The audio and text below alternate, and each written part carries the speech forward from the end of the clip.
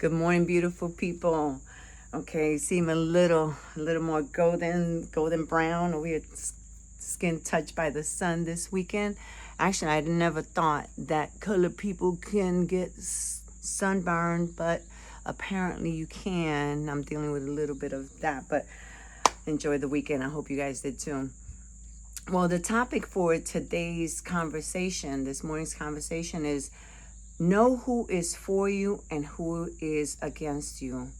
And what do I mean by that? It's interesting because, I have to go back and in time, everything to me kind of connects with what the life of Jesus. I love Jesus, Yeshua HaMashiach. I love Jesus. So the life of Jesus always have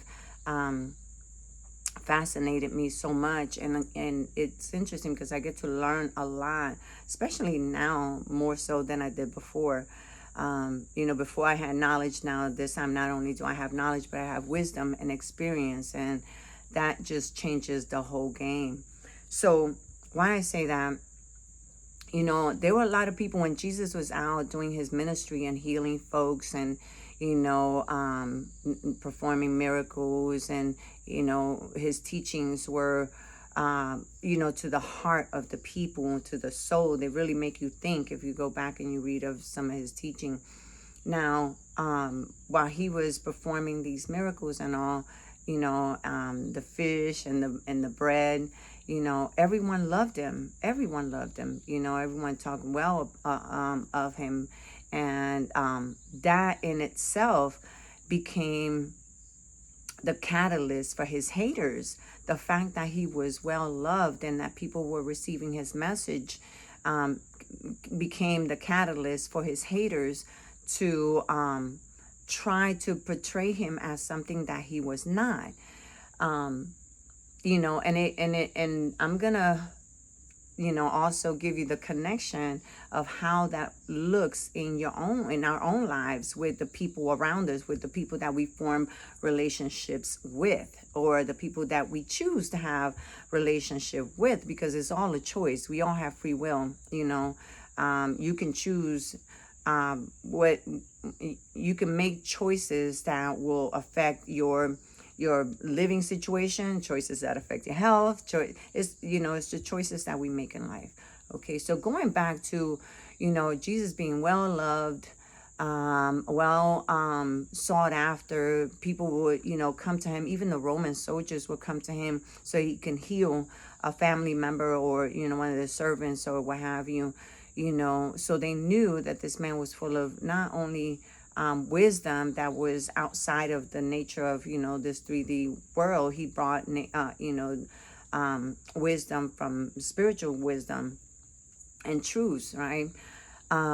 But here comes the haters that, would just put in the path for what, and it just happens to be the narcissistic religious folks, people who pretend and put on some don on this aura of being a healer, or being some type of spiritual person, or a guru, or inside of something, which we've had them all throughout history.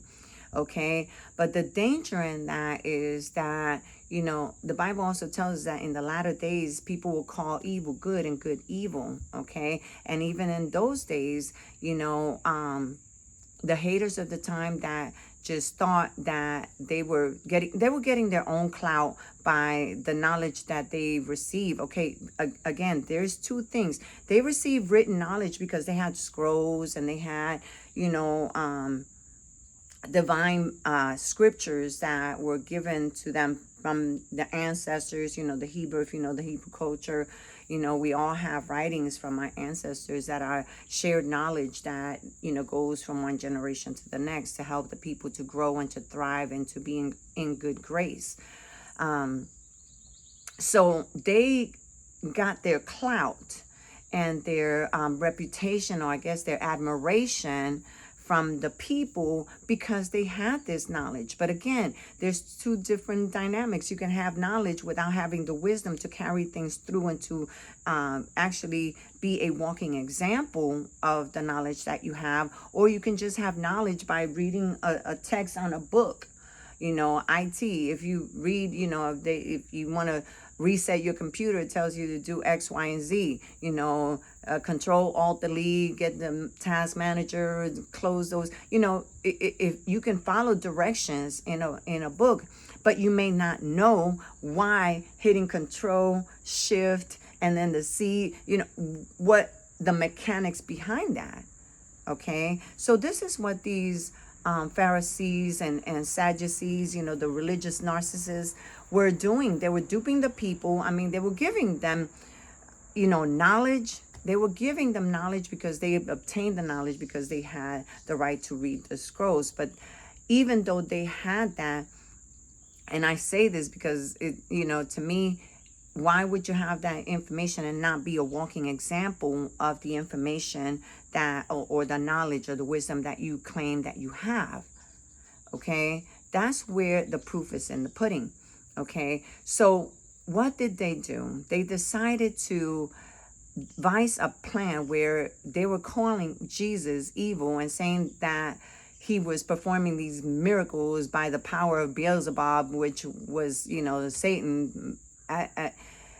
So they were trying to taint Christ, the Messiah's reputation with lies and falseness. But because they've been with the people, okay, they were able to manipulate, you know, people, and you know, people have been manipulated by you know, narcissists, religious people or spiritual people like this. They're also responsible, you know, for figuring out the truth for themselves. You know, it's not that just people just follow blindly. No, you're supposed to examine the truth for yourself in your own spirit. Okay, we all have an internal compass. You know, it's demonstrated even in babies. You know, a toddler, you know, will lie to you just this quick because they know right from wrong. But in order for them not to, you'll ask them, they'll have I'm saying this because I've experienced that myself, my 2-year at the time. Chocolate all over the face, okay? Hershey's chocolate bottle, okay, completely empty. Did you eat all that chocolate? No? Okay, so we're all born with an internal compass that we know internally, innately know right from wrong. Okay, so everyone is responsible. If it doesn't feel right with your soul, then you're responsible for seeking out the truth for yourself. Okay, the Bible tells us seek out your own salvation with fear and trembling, not somebody else's, your own. Okay, so again, this goes to, you know, why we have people who claim they love us. They claim they love us. They claim that, you know, we're special in their lives. Okay, but at the same time are the ones who are putting the stumbling blocks in our way.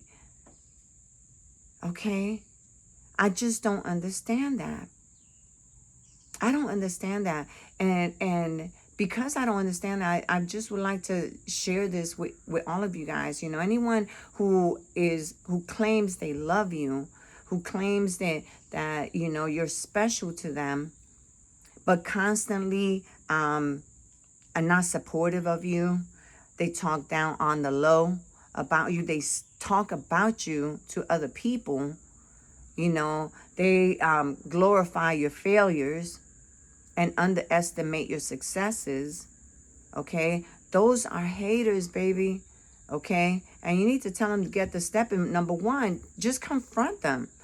You know, why would I have you in my life when you're not adding anything to my life other than grief? It's like your grief makes them happy.